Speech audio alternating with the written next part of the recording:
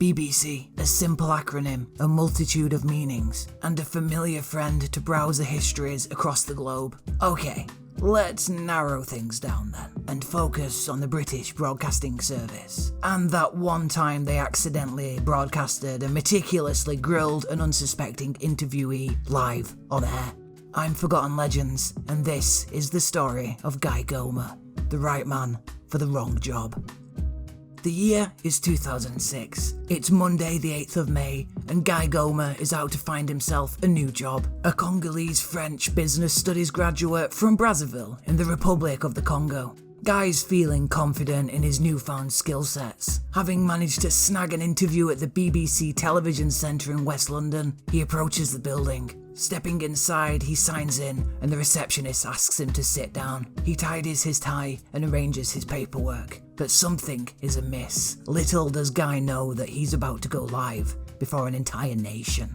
Excited and rightfully nervous about his interview to become a data support cleanser for the BBC's IT department, Guy begins to watch the clock. Just a few more minutes. Then it'll be over and done with. Then he can breathe. Enter Guy Goma, a British tech expert. He's also currently sitting in a similar reception area, preparing for a live television interview regarding Apple's court case with the Beatles record label, Apple Corps. 2 guys, 1 BBC. A producer rushes into the reception area. He rests over the desk and asks the receptionist where he can find Guy Goma. The receptionist smiles and points across the room at Guy. The wrong Guy. Our Guy. Feeling anxious, Guy smiles back in turn, his nerves tightening, believing his interview is about to begin. The producer then asks the receptionist again, just to make sure that this guy is his guy. She nods, and the shit, my friends, eases closer to the fan. Having seen a photo of Guy Goma only 5 minutes ago, the producer approaches Guy Goma and asks if his name is Guy.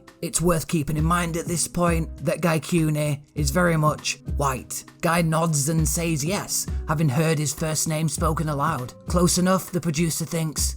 Close enough. Our Guy is then rushed through the broadcasting studio, hyping himself up for the interview to come. Does he find it at all strange that people are putting makeup all over his face? A little, yes, but he really wants this job. Guy sits down in a brightly lit space, but to his surprise, this is no office, nor is it the small, dainty meeting room he'd expected. In fact, if he didn't know any better, he'd have thought it looked a hell of a lot like a live news studio. Suddenly, somebody rushes over and sets up a mic on his jacket. Yet, our Guy remains as ever calm as a cucumber. These British interviews are just a bit weird. That's all. The BBC's own Karen Bowerman enters, sits across from our Guy, and suddenly, the penny drops. Guy appears visibly shocked and understandably terrified. Still, calmness prevails, and like the Spartan warrior he is, our Guy does not back down.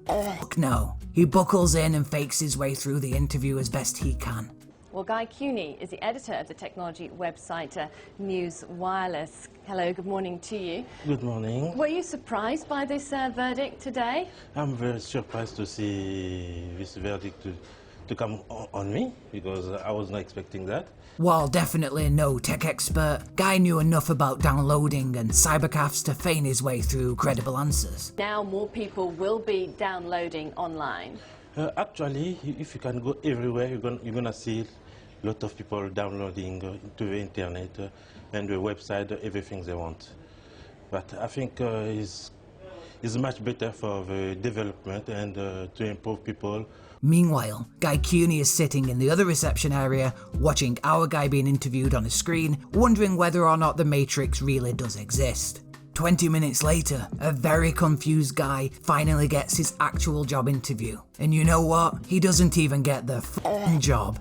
A few days pass, and there's speculation in the media that our Guy is actually staying in the UK illegally, having overstayed on a temporary tourist visa. But he already met the requirements to live and work in the UK indefinitely over 3 years ago. Later, in 2006, our Guy appeared on the Channel 4 news, Oh shit, is it happening again? No, not this time. Instead, during this satirical piece, our Guy is jokingly questioned by the presenter, introducing him as a Venezuelan citizen, a lawyer, and a professional doctor. That's quite the resume. On that same afternoon, Guy also appeared on BBC News 24, but with far less confusion on his face this time around. Guy then went on to appear in a comedy skit for the Big Fat Quiz of the Year.